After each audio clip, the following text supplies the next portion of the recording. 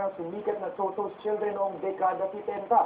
Ang grupo ang kinikilalang Jackson 5 ng Pilipinas.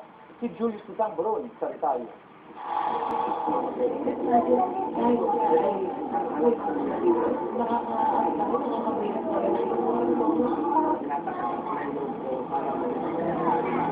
Pumanaw na ang kilalang 51 taong gulang na si Junior o Alberto Perez Navajas Jr. sa tunay na buhay.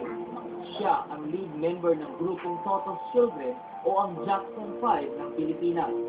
Bumuhos ang kabi-kabilang pakikiramay ng mga kamag-anak, mga kaibigan sa showbiz at mga tagahanga. Sa pagtungo ng PTV News Team sa Villarin Funeral Home sa Santa Maria, Bulacan, dito kami sinalubong ng panganay na kapatid ni Junior na si Aurelia na sa aming pagsasaliksik ay miyembro din ng nasabing grupo. Ani Aurelia, wala talaga sa balak nilang pamilya ang pasukin ng mundo ng showbiz. Hindi nila lubos naisip na ang hobby nila sa pagkanta ay magiging daan para sila ay makilala. Kung kami na ang pumapasok na hindi rin namin alam yung kami dumaan sa mga boyfriend. Pero kapag dumaan sa segunda, pag-asa, meron ako sa mga Dati ay nagsimula sila sa pagsama sa kanilang amang si Toto na nagpakitang gila sa mga amateur singing contest. Pero dahil sa galing nila sa pagkanta, ay nagtuloy-tuloy na ang kanilang pagsikat. Dekada 70 na mayagpag ang grupo sa industriya ng showbiz. Pag sila'y nagpe-perform sa mga grand opera houses sa loob at labas ng bansa, ay tinataguri silang wonderful children ng Toto. Most requested lagi ang mga revival songs ng Jackson 5. Dagdag pa ng kanilang panganay na kapatid na noong mga panahong iyon ng kanilang kasikatan ay hindi nawala ang tibay ng samahan ng kanilang pamilya. Naging emosyonal naman siya ng alalahan ng masasayang pagkakataong magkakasama sila ng kanilang ama at kapatid.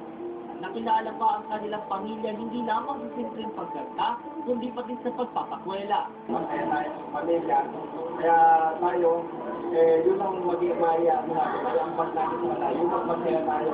Kaya yung mga fans ko, kung buhay pa kayo, magparamdam kayo, tawagan niyo ko rin sa number na to. Kung may pang-class, pero wala naman ako na cellphone. Nagpapasalamat naman sila sa kanilang kapatid na si Junior sa ibinahagi nitong saya at alaala. Hindi na nila natuloy ang kanilang pagkanta sa industriya simulat nang mawala ang kanilang ama. Bagkus ngayon ay binabahagi na lamang nila ang kanilang talento sa pagkanta ng worship song, ang papuri ng dakilang lumikha. Nakita namin ang pagdadala kay Junior sa huling hantungan sa kanilang isang karosa. Dinala muna ito sa simbahan ng Immaculada bago hindi. Hindi pa naman siya ang kanilang pagbalik sa industriya ang kanilang sinamulatan, ang showbiz. Mula sa lalawigan ng Bulacan at para sa telebisyon ng bayan, Julius Tutang Baron. Abangan